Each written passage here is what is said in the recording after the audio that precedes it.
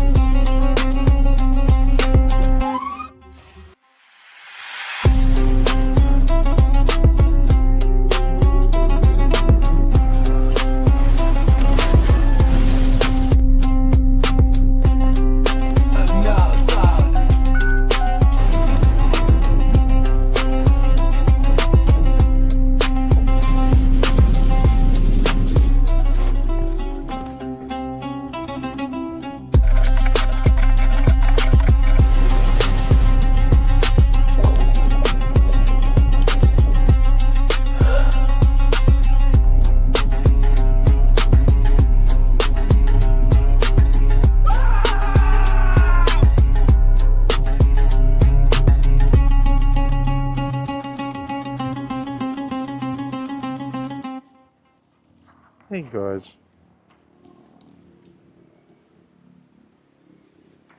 you know, these little Lego animations that Iran is putting out, whoever's putting them out, I mean, it's pretty clever what they're doing.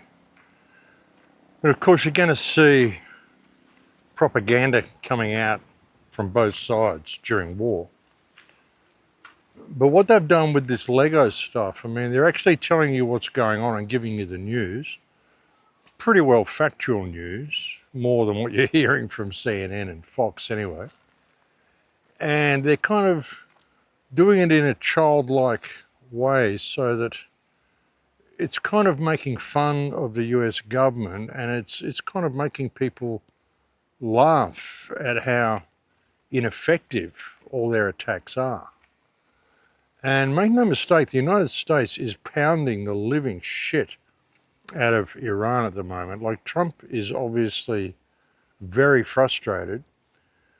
He's going to pound it for the next 3 days until October the 6th, 2 days now. And then he says if they haven't capitulated by then he's really going to pound it.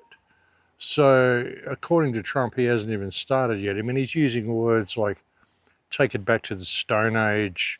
Shortly, very shortly, we're going to hit them extremely hard over the next 2 to 3 weeks. We're going to bring them back to the Stone Ages where they belong. And how he's going to destroy all their infrastructure, all their bridges, all their power station, all their water plants. I mean, it should be pretty obvious to everybody now that this was never about freeing anybody. This is about destroying a civilization, a 7,000-year-old civilization, on behalf of Israel. That's what it's always been about. But it's also about collapsing the United States. Isolationism. I've spoken about this so much, how one of the things that's happened through all this, in the whole Trump presidency, has served to isolate the United States from the rest of the world. And that has been one of the purposes of the whole scenario. The tariffs, everything. And now through this war in Iran, which is completely illegal and completely stupid, I mean, it's so profoundly stupid, like the worst possible military maneuver in the history of military. It's so stupid that it can't have been done out of stupidity. It has to have been planned. And Trump's the perfect man to do it. He's this bumbling fool businessman, golfer from Mar-a-Lago, who thought he could take on the world. After assembling the most powerful army in the world, failing to win a war against a middle power, causing oil and gas prices to skyrocket, and delivering incoherent speeches, the golfer from Mar-a-Lago shamelessly admits to being stunned by the Iranian response, which was entirely predictable, and now calls for help from his allies whom he was insulting just yesterday. And they replied to him, "You didn't consult anyone, you have no plan, and we have no reason to follow you blindly into the fog." Trump, the only elephant in the world who walks around with his own China shop, now has no choice but between two equally bad options: to withdraw shamefully, pretending, without convincing anyone, that he has achieved his objectives, or to trigger an escalation with results that have been known in advance since Vietnam, Iraq, or Afghanistan. A quagmire, and in the end, a disgraceful departure. Yeah, the golfer from Mar-a-Lago. See, that's the way it's presented to the world. Really, he's just a puppet. He's an actor playing his role. And actually, there was talk just a couple of hours ago that Trump was suddenly in critical condition and had been taken to Walter Reed Medical Center. Interesting. Don't know if it's true. Still hasn't been confirmed as I'm making this video, but it went rampant all over X. It went all over everywhere. People were talking about the fact that Trump had been taken to hospital. Still no confirmation. Don't know. Wouldn't surprise me. And if they haven't done it now, well, perhaps they're getting ready to do it at a later date. I've said at least 2 or 3 times on a couple of shows that I've done already that I'm expecting that Trump may be suicided or may mysteriously die or whatever, because it's really the only way America has got of getting out of this war, should they choose to take that path. I mean, they cannot defeat Iran. It's simply impossible. America is completely unequipped to fight asymmetric warfare. See, America and Israel, they don't measure the war, and they don't measure success or winning by how much strategic gains they've made. They measure it on how much destruction they've wrought. We blew up the most shit and killed the most people, so we win. It doesn't work that way. Now, before this war, world trade was flourishing. Tel Aviv was safe enough, relatively. The greater Middle East was safe. There was trade going through the Straits of Hormuz. The United States had 13 bases in the Persian Gulf. Iran was under sanctions. They weren't allowed to trade their oil. And everything was sort of going along pretty okay, considering. 1 month into this war, Tel Aviv's been bombed to shit. The greater Middle East is falling apart. So many oil fields have been bombed. World trade has virtually shut down. Iran is now free to trade its oil, and it is now in complete control of the Straits of Hormuz. And at least 10, if not more, US bases in the Persian Gulf have been destroyed. It's quite possible 2 aircraft carriers have been injured. We don't know. It's very, very difficult to get information from US sources. See, that's one thing with American and Israeli and Iranian sources. At least when you're getting information from Iranian sources, they will tell you how many people have died. They'll say, yeah, we lost 2,000 or 3,000 people in bombing raids. Israel will tell you, no, we only lost 4 people. Nobody's been killed. The missiles are not getting through. I'll just give you this blatant propaganda, which isn't possible to be true. You see some of the images that are coming out of Tel Aviv, which show just how decimated this place is. There's no way only 3 or 4 people have been killed. And with American stuff, there was that whole failed mission that they had the Lego animation of at the start of this video on Karg Island. And Americans say, oh no, we lost a few people. Well, they sent a lot of people in there, and according to reports, at least 500 or 600 people were killed or injured, at least. That number could be a lot higher. There was talk of it from the US government. They did mention that the mission had been attacked. And when someone asked them about the number of injured, they didn't actually say. They said something about a greater number of injured people were taken to the hospital than the number of people who were killed. So there were more people injured than were killed. But they didn't give a number, how many people that was. They didn't tell you how many people were killed, how many people were injured, how many people were taken to hospitals. They didn't really give you any information at all. But they just did confirm that there was some sort of a thing that happened where their mission was intercepted. Now, there's no way they're going to be able to put boots on the ground anywhere around there. As soon as they put boots on the ground, they get bombed, they get attacked. This is the Persian Gulf. Why would you think the Persians don't know what's going on and don't have the whole place set up so that they can fight a battle there? It's the Persian Gulf, for God's sake. Persia's been there for 7,000 years. They know how to defend their Gulf. Now, the United States comes along, little upstart nations, 700 years old or something? Not even that. 500 years old. They came to the border, 2 against 1, talking about peace with the sound of guns. They pushed him back, they thought it was done, walked away thinking they already won. He stood back up, walked to the water, not as a soldier, not as a bomber. He looked at the world and closed the gate. Now every country has to wait. Ships in line where nations wait. Energy crisis, high inflation rate. Europe nervous, Middle East stuck. Asia silent, America out of luck. Then one man skipped the line. Didn't argue, didn't fight. Why you argue? I make deals. Trade routes open, business sealed. And far away from all the fight. Someone sleeping every night. Oil going up, money pile high. He just smiled, didn't even try. Some fight war, some control trade. Some build deals, but some life fade.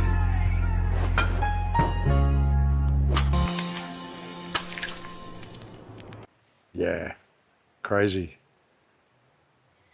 They know what they're doing. And this, it's not going to go well for the United States. It really isn't. I mean, this is going to bring about the destruction of the United States. The United States has already lost its reputation right around the world. France has voted against it. Spain is not allowing the United States to use its airspace. It is Italy. So much of Europe is just saying, no, this was really wrong. You've basically destroyed the world with what you've done. And of course, this was the plan. Now, whether Trump knew what he was doing or not, and I still think that he believed he was going to be the golden boy. He probably knew what was going to bring about a lot of havoc, but he thought he was going to be the golden boy. But they got so much dirt on him with this Epstein shit that he basically has to do what he's told and keep this going. But he's going to be remembered as the man who collapsed the petrodollar and who collapsed the American empire. He was their trump card. He was always their trump card. America can't recover from this. Even the trade through the Straits of Hormuz, the whole world depends on this trade. And Iran is now in control of those straits, and I cannot see them relinquishing that control. And it's going to be impossible to get them to do so. They're in control of it now, and it's their territory, it's their waters. They've got machine gun installments, they've got batteries all over the place, they've got underground bases, they can hit it with their missiles. There's nothing anybody can do about it. There's no way you can send a military force into that choke point and that terrain and expect to be able to take control of that strait and succeed. It will cost hundreds and hundreds of thousands of men, and then once you've done it, you're going to have to maintain control of it. And that's not going to be easy because that can be hit anywhere. And all you have to do is sink a few ships in that strait and you close it forever. You'd have to dredge it all and get the wreckages out. I mean, it would be a nightmare. You can't really stage a war in the Straits of Hormuz and think that you're still going to have world trade after it. You're not. Not without building huge pipelines across hundreds and hundreds of miles of deserts. And it's just logistically impossible. And Iran is embedded. I mean, as I've said to you before, they have this asymmetric system, this mosaic defense system. They have missile bases that are underground beneath 400 or 500 meters of granite in some places. Their main station is beneath a mountain, and it's 400 or 500 meters of granite. There isn't a bomb on Earth. Nuclear weapons, if they're real, would not even penetrate this. It's impregnable, completely impregnable. There's nothing that anybody can do to stop Iran responding. Even when Trump's saying he's going to pull out of the war in 3 weeks or something, it's not Trump's decision when this war stops. There's even someone I saw posting on X saying, oh, this war can't go longer than 60 days anyway because it doesn't have congressional approval, so it's got to be over in 60 days. Well, all that means is that Trump has to stop bombing them in 60 days. He can't legally do so after that. I mean, he couldn't legally do so to begin with, but let's ignore that point. Okay, so Trump has to stop in 60 days or whatever. The Iranians don't. The United States has gone in there and is carpet bombing this 7,000-year-old culture. They're destroying bridges, they're destroying cities, they're destroying some of the most ancient stuff we still have left of civilization.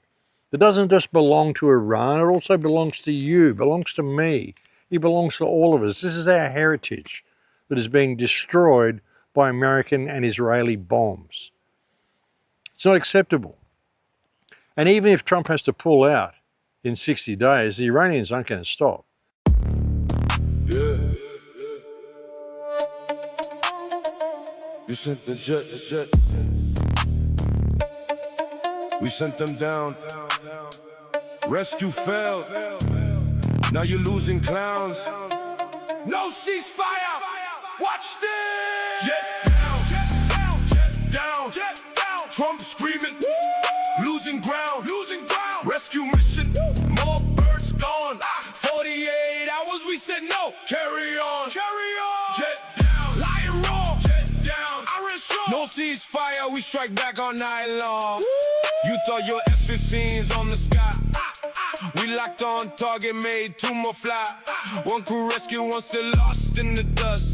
Rescue choppers running out of turn in the rust. Trump talking big, finish the job on TV.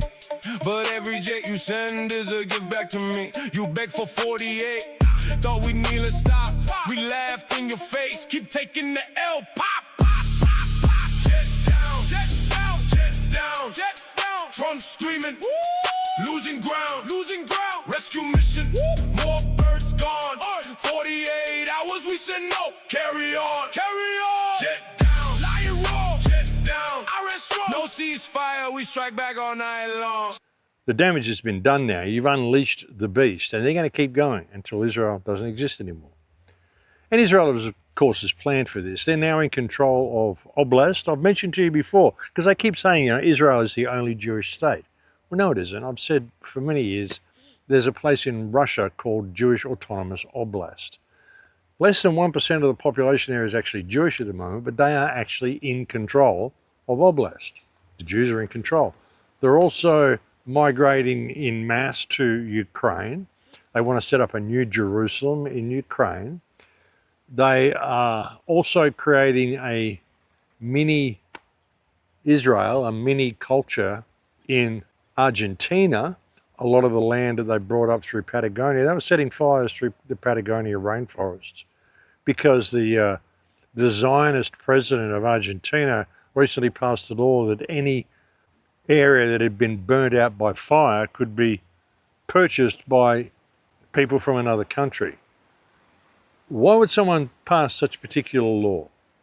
Now, it's illegal for foreigners to buy land in our country unless it's recently been subject to a fire, and then it's okay. And then suddenly there's all these fires through Patagonia, this incredible ancient forest, and then suddenly, and they were being set by Israelis, of course, they busted a bunch of Israelis setting fires, and then suddenly all of this area has been brought up by Israelis. Well, who didn't see that coming? And now he is saying that he is going to allow 300,000 or 400,000 Israeli migrants to move to Argentina, and they're going to set up their own little mini communities there. So they're relocating themselves. They've basically put together a set of circumstances which is going to create a believable scenario under which the United States collapses. The United States is going to lose the petrodollar. It's going to lose Israel as an ally. Look, all the stuff that Israel did to bring it into this war, a lot of Americans are waking up to, wow, Israel's done this to us. They've really knocked us in the back. And they're going to withdraw support from Israel. And the Jews that run Israel are going to be fine with that, the Kabbalists, they're going to be fine. They don't care about Israel. Israel was only created and put there in the Middle East to create the war of East against West and to bring about the destruction of America. Now it's served its purpose. They don't care. They'll move to Ukraine and they'll move to Argentina. Then they'll work to morally corrupt the Russian people and what's left of the European people after this, and also the people of South America through Argentina. But you can see how all of this has been a setup, the whole thing. I mean, even if the Ayatollah was part of the club, now this whole system's in motion, it can't be turned off.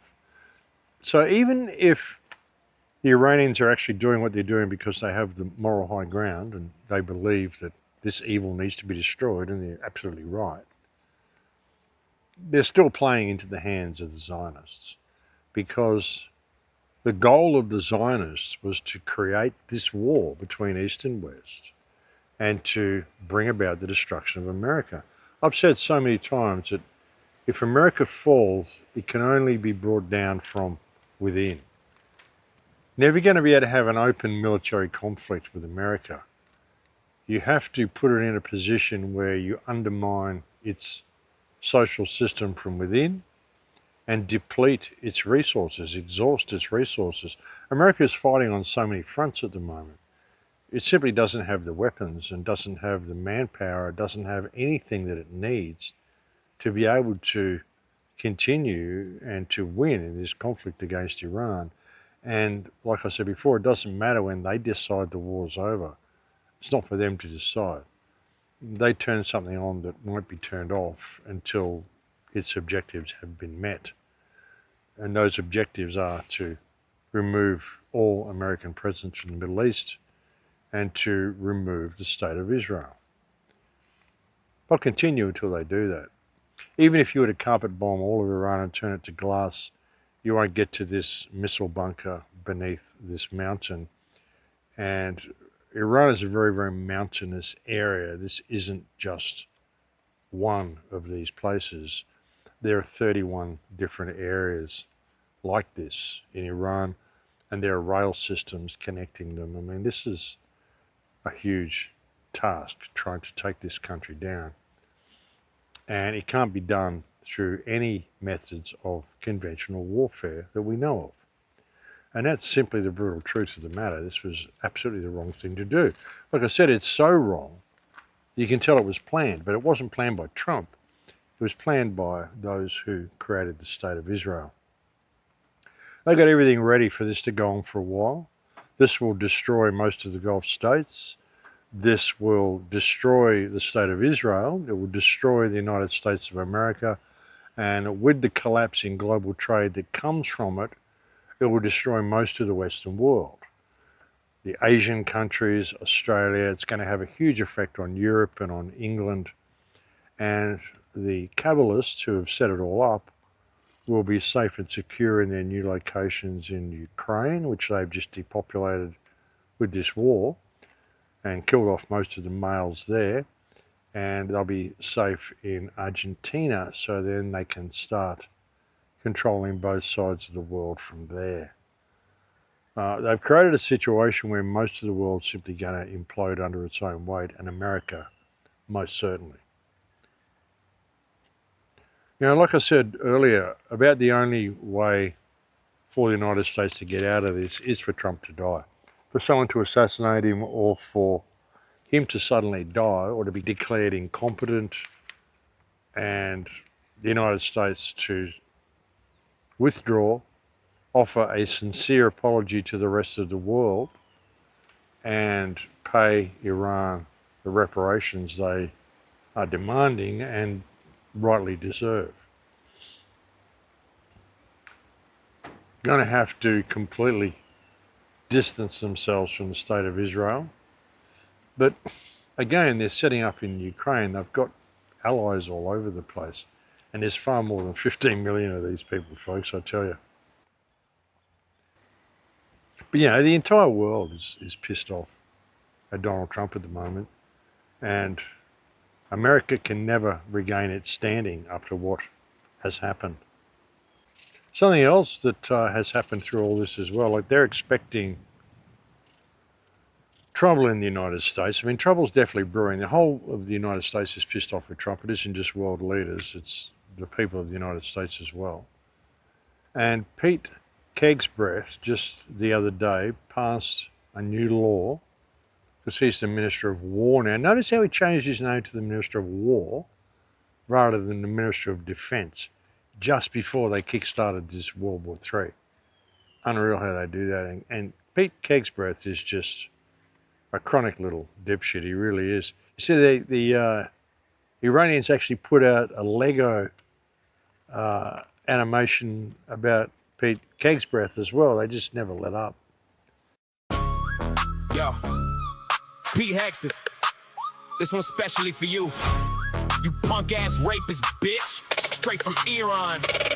Your tattoo covered clown with that cafe ink on your arm. Think you a crusader? Nah, just a drunk infidel in a fake uniform. Chain to kill all Muslims, wasted in the hotel lobby. Sexual assault settlement in Monterey. Blocked the door, took a phone, paid her off quiet, cause Me Too was on. Now you secretary? What a joke, bro. Cheated on wives, multiple affairs, kids in the mix, family man, hell no. Handsy with women at Fox, drunk on the job, your own team say, yo, this dude toxic. Couldn't even guard Biden's inauguration, your own military said next. Book called American Crusade, dreaming holy war, but reality check. You just a failed vet, turned TV clown, slipping on your own mess. Trump picked you cause you kissed the ring, but wait, funny part ain't coming. The dude you sucking up to for that secretary gig, Trump himself was Bill Clinton's top cocksucker, giving blue jobs back in the day.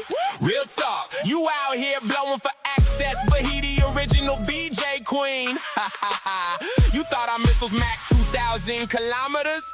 Cute, rookie mistake. We hitting the bow, worshiping Epstein Island crew, the ones who hurt the kids. Revenge for every American soul you and Trump's dirty crew oppressed and did. We taking payback for the girls you broke, the wives you broke, the Muslims you hate. Every victim screaming in the dark. Iran got you on the play. You threw everything at us, all your cards, all your might. We still operating on 10% power, laughing while you fight. We see everything, know every secret, every dirty Epstein link you hide. Where you least expected, in the shadows we ride, and no place to slide. This ain't full force, just a warm up, Persian flow with the wrath. Pete, you done roasted raw. Iran sending this heat, feel the math. Drop the mic, infidel clown, we coming. Yeah, they're just taking the piss out of everybody. But anyway, Pete Kegsbreath, just the other day, he passed legislation saying that soldiers are now able to carry weapons with them on US soil at US Army bases and just basically when they're walking around in uniform, because posse comitatus, like soldiers are not allowed to be on the streets of the United States armed. I mean, armed forces are not to be used against the people of the United States. So in getting around this, they're saying, well, you have the right to bear arms in the United States. So a soldier also has the right to bear arms, the same as any civilian. So as long as it's his weapons, it's his own weapons from home, then he's allowed to bear arms, the same as anybody. Like if a soldier's in Texas, you can bear arms in Texas. There's a lot of states you can open carry in the United States. So now a soldier can do that as well, as long as it's his own weapons. And he can take his weapons from home to the army base and he can store them with him on the army base, and it's all good, same as anybody else. So we're basically giving soldiers the rights of the citizens. Our great republic was founded on a simple yet bold idea. Our rights as citizens are not granted to us by government, but instead by God. 250 years ago, the Revolutionary War was fought to secure our God-given rights. The Second Amendment to our Constitution enshrines the right of all citizens to carry weapons to protect themselves, their families, and their fellow countrymen. The War Department's uniformed service members are trained at the highest and unwavering standards. These warfighters, entrusted with the safety of our nation, are no less entitled to exercise their God-given right to keep and bear arms than any other American. Our warfighters defend the right of others to carry. They should be able to carry themselves. Recent events like what happened at Fort Stewart, Holloman Air Force Base, or Pensacola Naval Air Station have made clear that some threats are closer to home than we would like. In these instances, minutes are a lifetime, and our service members have the courage and training to make those precious short minutes count. Before today, it was virtually impossible. Most people probably don't know this. It was virtually impossible for War Department personnel to get permission to carry and store their own personal weapons aligned with the state laws where we operate our installations. I mean, effectively, our bases across the country were gun-free zones. Unless you're training or unless you are a military policeman, you couldn't carry, you couldn't bring your own firearm for your own personal protection on to post. Well, that's no longer. The memo I'm signing today directs installation commanders to allow requests for personal protection to carry a privately owned firearm, with the presumption that it is necessary for personal protection. If a request is for some reason denied, the reason for that denial will be in writing and will explain in detail the basis for that direction. Again, the presumption is service members will be able to have their Second Amendment right on post. Not all enemies are foreign, nor are they all outside our borders. Some are domestic. Confirming your God-given right to self-protection is what I'm signing into action today, and I'm proud to do so.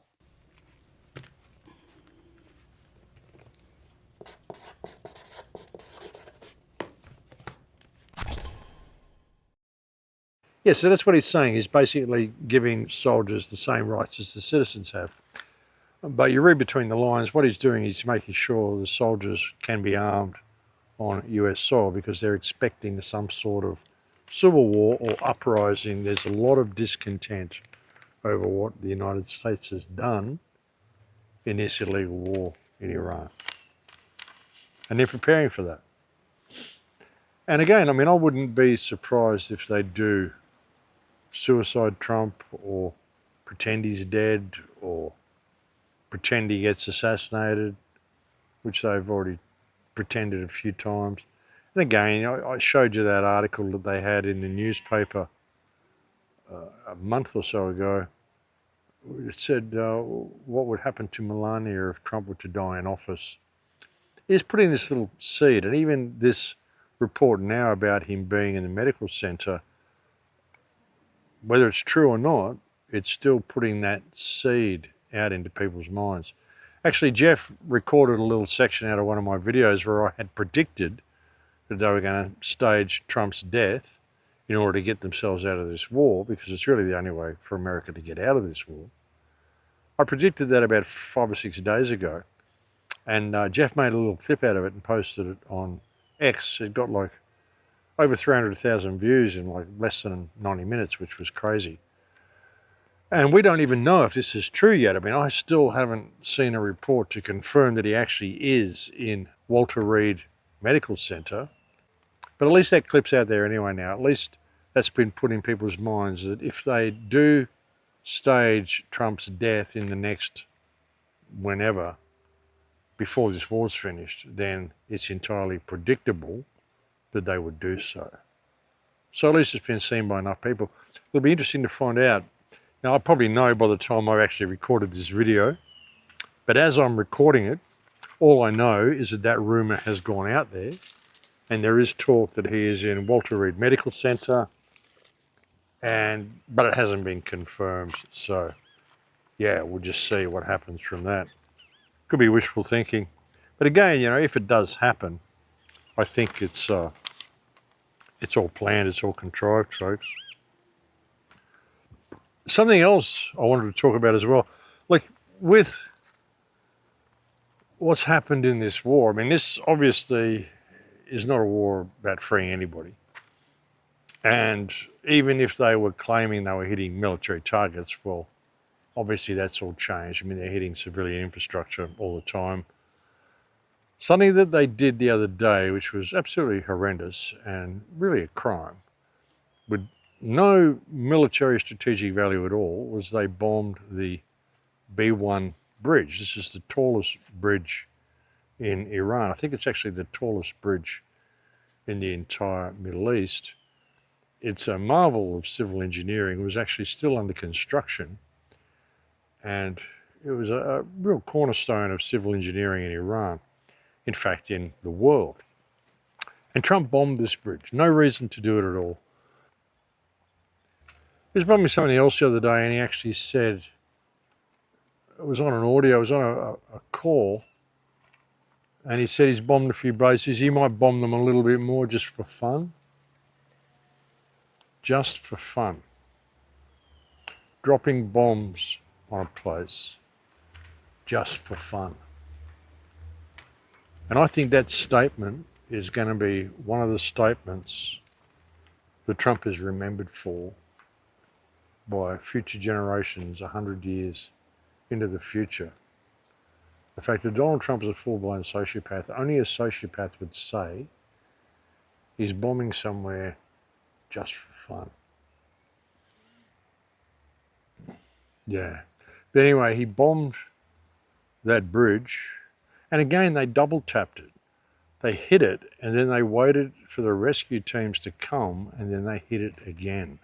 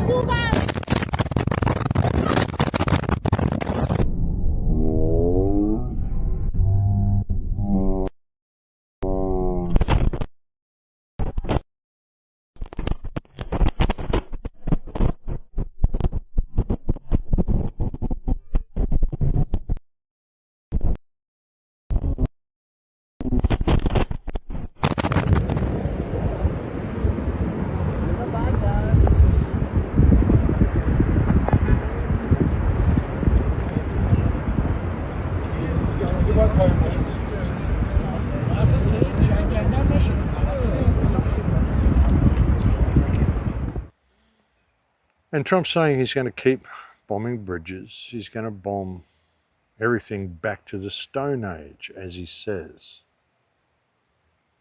Now, recently there was Larry Loomer,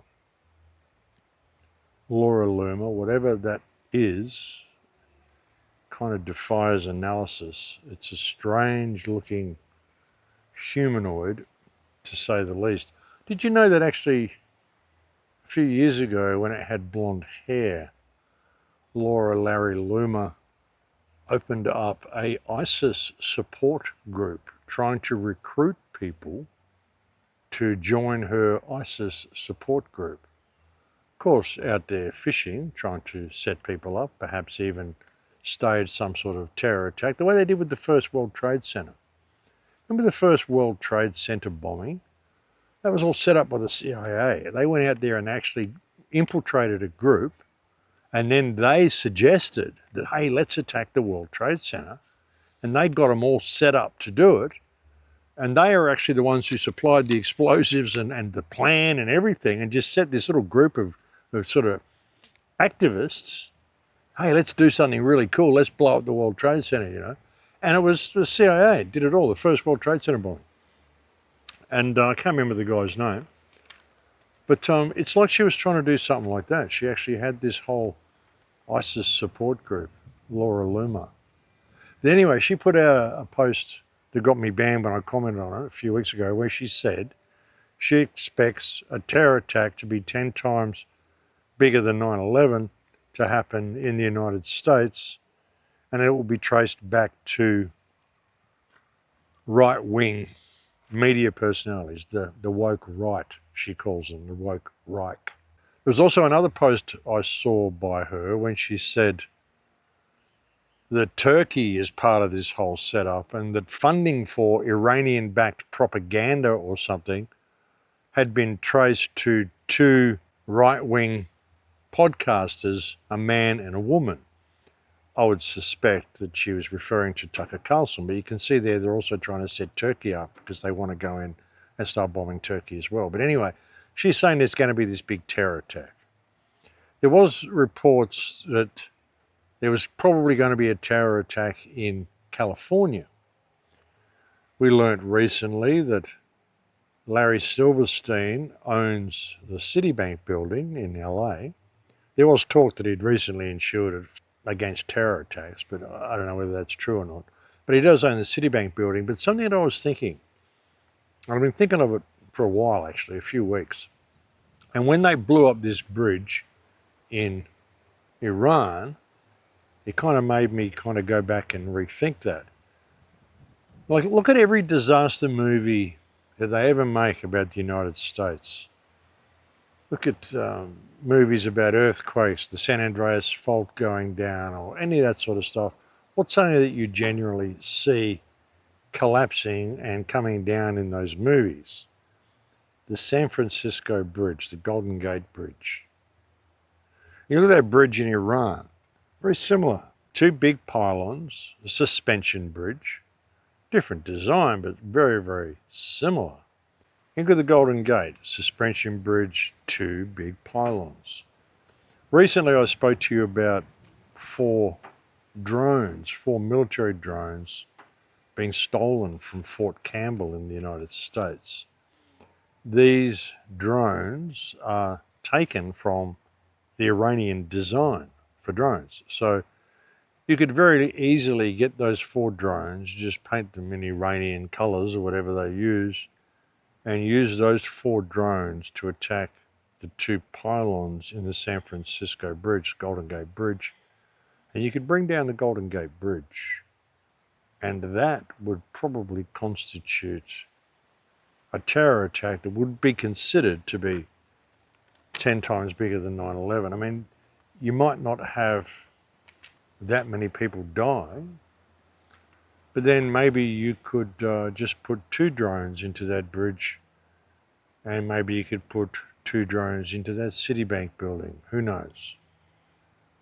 But if you see a drone attack on the Golden Gate Bridge, or on the Citibank building in LA, or on both, I would suggest that you look into it a little deeper and don't just believe whatever it is the media is going to tell you. And the same if Donald Trump happens to mysteriously die. Like I said, I still don't know what the story is with that whole talk of him being taken to Walter Reed Medical Center. But who knows? Who knows at this stage? But anyway, folks, I think that's about all I wanted to say. You know, it really is disgusting what they're doing in this war. And Trump's hitting them so hard because he's frustrated, because he can't bomb any missile silos. He's saying, we took out your Air Force, we took out your Navy, we took out everything that's visible. Stop firing rockets, stop firing missiles. Well, it's all below ground, and he's incredibly frustrated.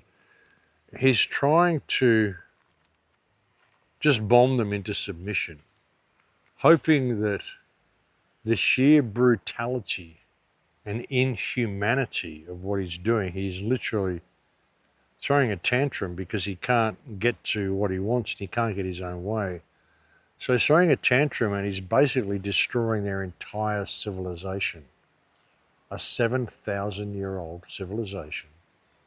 There was no threat to the United States, no immediate threat at all. And he's doing it because, what, it's fun to drop bombs? And, you know, they're making Lego movies about him and paying out on him and calling him a loser because he is. And so he's just lashing out. It's like a little baby throwing a tantrum and destroying his mother's house because she took his iPad away from him or something, you know?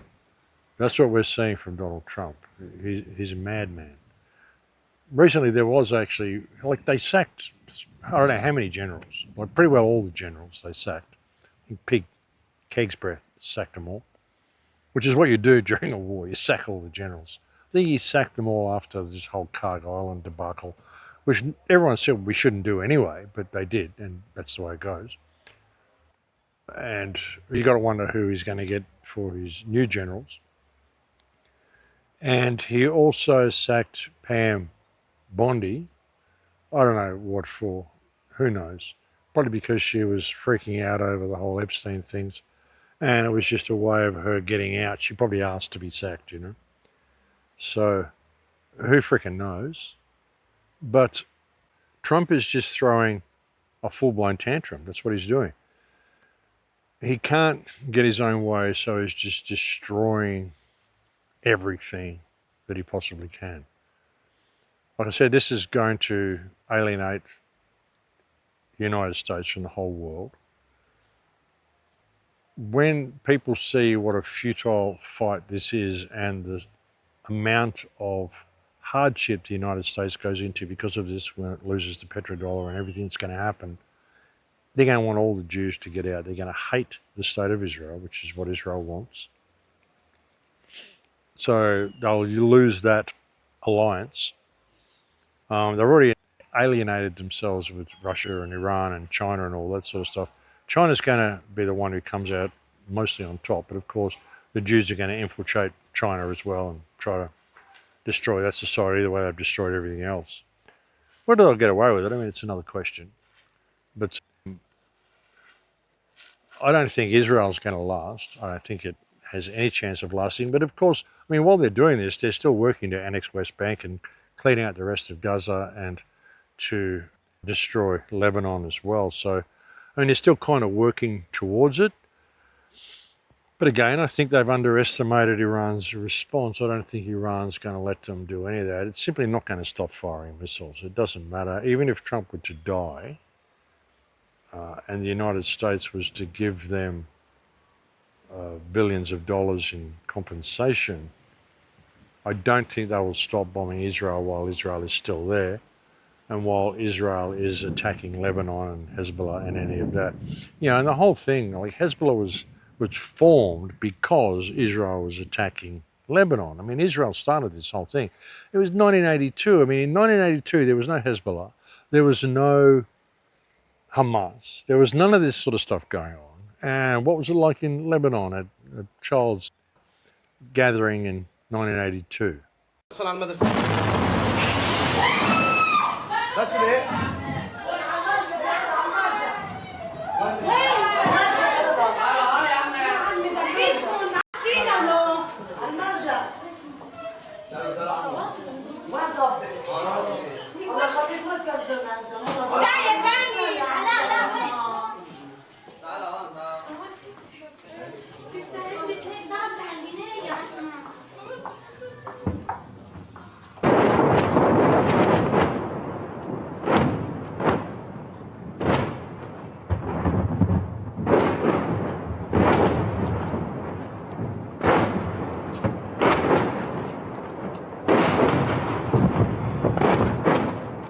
Yeah, and that sort of stuff was why Hezbollah was created, to stop that happening, to fight against that, because the Lebanese government wasn't doing anything because they're all crypto Jews. They were just doing what they were told. And the people stood up and said, no, fuck this. We're going to fight back against this. We're not letting these Zionists come and steal our country. I don't care about their greater Israel shit. It's ridiculous. They just think they can own everything. I mean, imagine what this would be like if they applied it to Italy. Hello, nice to meet you. Do you live here? Yes. With your family? No, I live alone. Sorry, who? Oh, that's even easier. This is my house. What? Sorry, my English is not very good. Is this fast? Yes. See? Is that a Roman city? I see. You're joking. It's a lovely joke. Because you're Italian, you think that you own this place because... No, there is no joke. The Romans occupied England in the 5th century, so anyone of Roman descent has an historic claim to this land. Now leave, my family is waiting outside. Oh my God, you're serious? Yes. My god Jupiter proclaimed it. So now back up and peace off, pretty boy. Your English sounds pretty good to me. Listen. You can't just turn up to someone's house, evict them, and then move in because you think you're the descendants of someone who lived here thousands of years ago. You know that's ridiculous, right? It's pretty wild, isn't it? Yeah. Hi guys, come in. anti-Jupiterite. Yeah. Can't have these anti-Jupiterites around the place, can we? But anyway, folks, I'm going to leave it there for now. Watch out for what's going on. Watch out for any tricks that might be played by a little tricky Trumpy. And watch out for some sort of false flag attack involving the Golden Gate Bridge. Just wouldn't surprise me. Wouldn't surprise me at all. And look, stay focused on yourself and your life, folks, really. Do prepare for what's coming, because the supply chain's broken now. Even the ships, I mean, the ships, it takes a month. Even if it was to start flying again, like Australia's got like 2 weeks worth of oil or something left. Countries are running out very, very quickly. I mean, it takes a month or 2 months for these ships to sail around the place. Even if the supply chain was to open up now, well, it's going to take at least a month or 2 or possibly 3 before any ships were to arrive on your shores.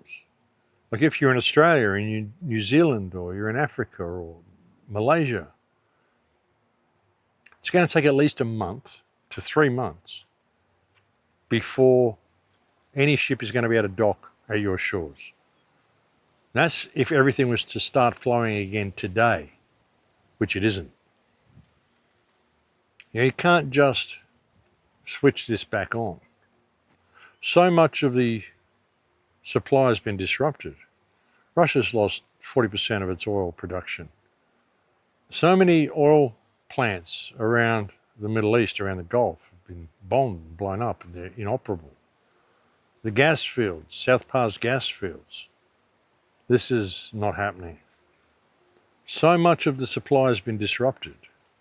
And even if it were all to be switched back on, the Straits of Hormuz were to be opened today, well, it's going to be at least a month or 2 months before you get any of those ships. And bear in mind that when those ships come back, they can't just go back to the same docks and fill up again the way they did last time, because a lot of these places are gone. They're bombed out. It's destroyed. A lot of these facilities have got to be rebuilt.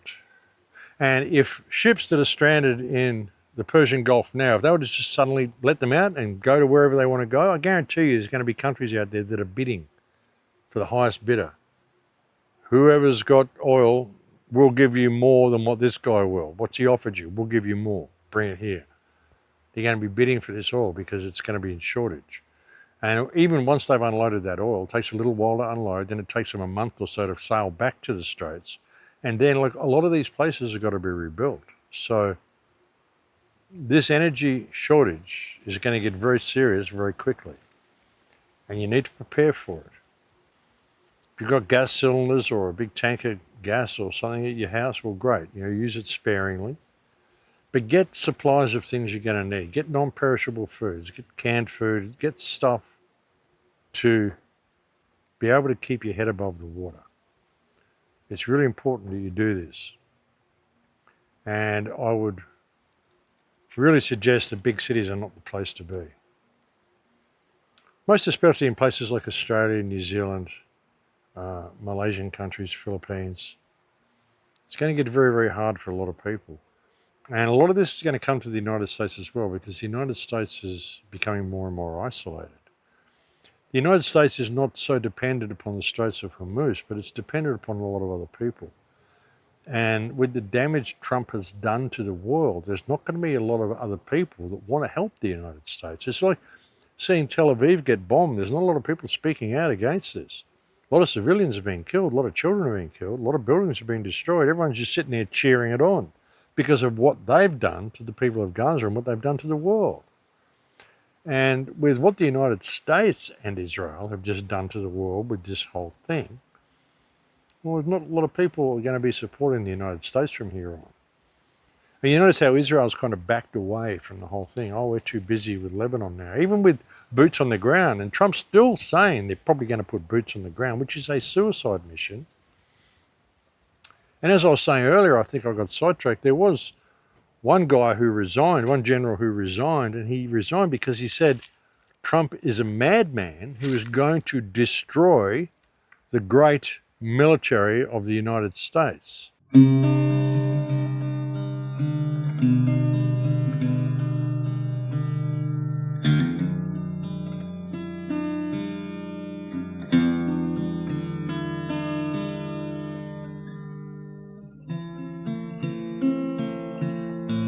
And so he resigned because he just said, I can't watch this because what this guy's doing is insane. He's a madman.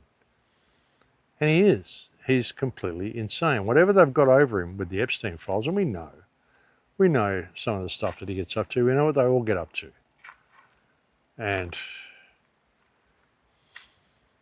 now it's going to come out eventually anyway. But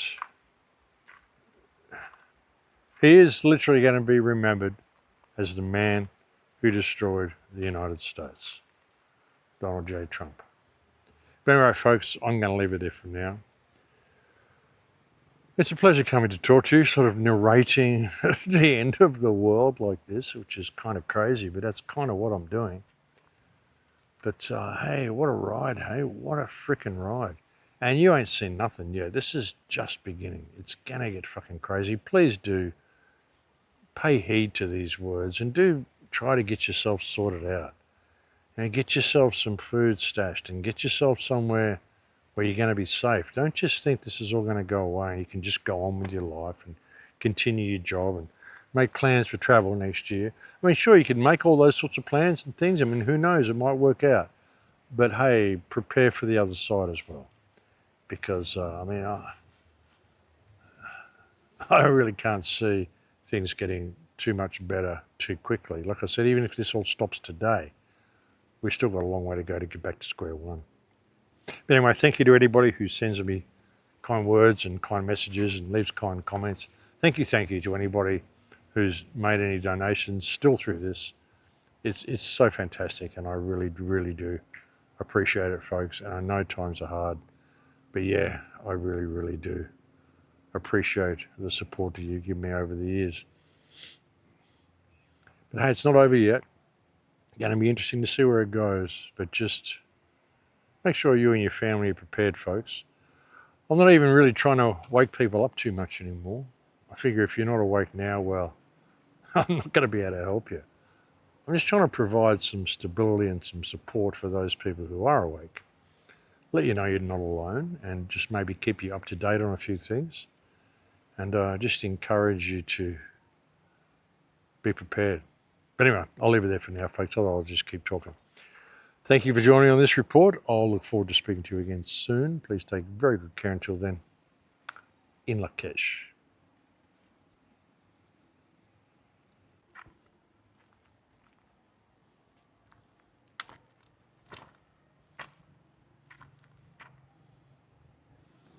Hello.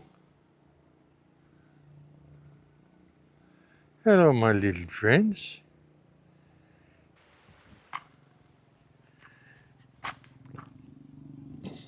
Hello, darling.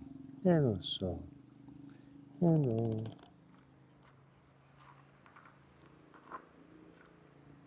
Hi, folks. I had finished that video and had rendered it and was ready to upload it, but I've just got a little bit of an update. Information has just come to me now. There's been a video posted by Professor Syed Mohammed Marandi, Iranian professor, and this video is claiming that 500 ICBMs have been delivered to Iran from North Korea, which completely changes the game if this is true. Intercontinental ballistic missiles gives them the ability to strike the United States, continental United States. Also interesting, North Korea is claimed to have nuclear weapons. So this has just caused a major escalation. Of course, I think it's completely fake. The video that was put out allegedly by Dr. Marandi, Professor Marandi, is an AI video. This is obviously an AI voice claiming that Iran has just acquired 500 ICBMs. Last night, while most of the world was sleeping, the strategic architecture of the entire Middle East, and arguably the global order itself, was fundamentally and irreversibly altered. 500 Hwasong-18 intercontinental ballistic missiles, the most advanced solid-fuel ICBM that North Korea has ever produced, have been transferred to Iran in what I can only describe as the most consequential covert weapons transfer in the history of the modern Middle East. And the Western intelligence community, the most heavily resourced surveillance and analysis apparatus in human history, missed it until it was already done. I want you to sit with that number for a moment. 500. The United States currently deploys approximately 400 Minuteman III ICBMs in its entire land-based nuclear deterrent force. What Iran has just received from Pyongyang exceeds America's own ground-based strategic nuclear delivery inventory. And unlike the Minuteman III, whose fixed silo locations have been known, mapped, and targeted by Russian and Chinese war planners for decades, these Hwasong-18 platforms are road mobile. They move, they hide, they can be repositioned across Iran's vast national territory in ways that make preemptive targeting effectively impossible without real-time intelligence of a quality that no satellite constellation currently in orbit can provide.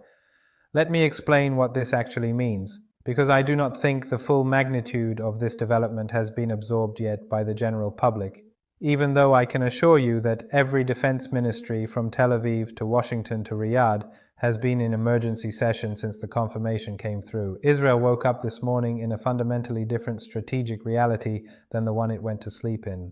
The qualitative military edge that Washington has guaranteed and underwritten for half a century, the assurance that Israel would always possess weapon systems and delivery capabilities superior to any combination of regional adversaries, has been obliterated by a single transfer agreement between two sanctioned isolated nations that the Western world spent decades trying to keep apart, and the question that is now being asked with barely concealed panic in those emergency sessions is not whether this transfer happened, because satellite imagery, signals intelligence intercepts, and human intelligence reporting from multiple independent sources have confirmed it beyond reasonable analytical doubt. The question being asked is what happens next.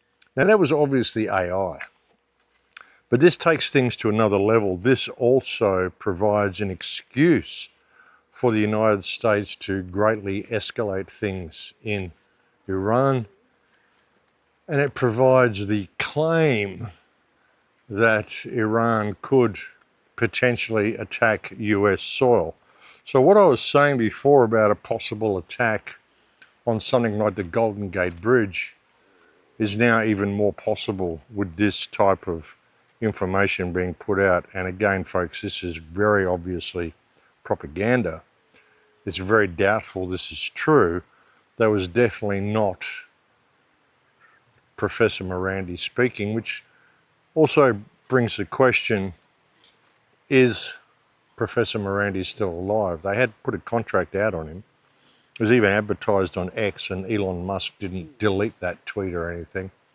You've been targeted by a shady organization on X that had a paid partnership, actually. They were able to get advertising for a bounty on your head. Now, I looked into this organization called Terror Alarm. It's very non-transparent, but there are those who have shown that it's Ukrainian affiliated and Israeli affiliated. Shocker there. The dangers are very real in Iran right now, but the war is also going in a very particular direction. Yes, the post is still there, and they are gathering money to do whatever it is they want to do to me. But why wouldn't they target me? Why wouldn't X help them target me? But just as Iranian people are not intimidated, and they stand their ground. And we saw, and you've seen footage of Iranians being on the streets demonstrating, and then missiles hit, and they stand their ground. They don't budge in Tehran and elsewhere. So how can I do anything different? We have to do what we have to do, regardless what the consequences are. And I will continue to give my opinions and say the facts until the end of the war, assuming that I'm alive. But the masks have been removed. I think across the world, across the global majority, people see what the West is. They see it's the Epstein class. They see that the Epstein class really runs everything. The media, whether it's the so-called left or the right or the liberals, the mainstream media is theirs. It belongs to the Zionists and the oligarchy, and so does the government. So that is a good thing, I think. It's a good thing that people see the reality. It's no longer, we're no longer living in an environment where many people continue to be ignorant and many others are naive and they're able to manipulate public opinion. The only people left to manipulate are, for the most part, in the West. And even that's becoming increasingly difficult. I've checked his page and he is still posting, but you've got a question, is that him making the posts? Or have they simply hijacked his account? And this video is obviously AI. The question is, why hasn't Sayed Marandi come out and denounced the video? The plot thickens, folks. Just watch out for the next few weeks and let's just see what happens in Lakesh. Dubai is officially 83% turned off. The city of gold has become a ghost town in less than a month, and it turns out the entire country was just a political version of Disneyland. Here is the disgusting reality the travel influencers won't tell you. Larry Johnson just exposed the truth. These massive high-rises, most of them don't even have a sewage system. Every single day, a fleet of trucks has to haul human waste out into the desert. They built golden toilets for Westerners, but they forgot the foundation. And now, that foundation is crumbling. The UAE is not a nation. It's an artificial mirage. Right now, their international trade is dead. Tourism is dead. The construction industry? A graveyard. 25% of their oil isn't even leaving the port. Larry says the UAE won't survive the week as an intact country because they have no economic floor left to stand on. While the Gulf collapses, Donald Trump is posting that he's in serious negotiations with a new Iranian regime. But insiders say he's talking to ghosts. It's the psychiatrist's couch scenario. Trump is haggling over prices like a real estate deal, but Iran isn't even in the room. Their demands are 100% fixed. U.S. out of the Gulf, end the sanctions, and pay reparations. There is no middle ground here. He, White House, is bragging about 9,000 strikes, but oil prices are still screaming toward $120 a barrel. We're being sold a fake victory, while 5,000 Marines are being prepped for an April 6th invasion of islands that are literally pre-mapped kill zones. We are repeating the 2003 Iraq Scud lie on a global scale. Nobody has ever analyzed why the German nation that had more Nobel Prize winners and more famous researchers and scientists and was one of the best educated countries in Europe turn on the Jews. Why did these good Germans turn on the Jews, who had more Jews living amongst them than even percentage-wise living in the United States today? Why was that? Because they displayed the same voracious ethnocentrism, power-grabbing, influence-peddling, buying of politicians, dominating of the public airwaves and the public media in Germany and so on, that they display in the United States. And I'm not much of a prophet, but that much I can say based on history, that in the United States, mark my word, you will have Weimar conditions and you'll have solutions to the Weimar conditions. It will be very similar to what happened in Germany. The United States is heading in the same direction. And there's only one difference. In the United States, there are enough guns out on the street and enough lawlessness in the public and a revolutionary spirit that founded that republic. This is not Germany, where the only people that had guns were hunters and soldiers and policemen. The United States is armed to the teeth. They have a spirit of revolution in their blood. They are heroes. are people who turned against what they call tyranny and foreign occupiers and so on.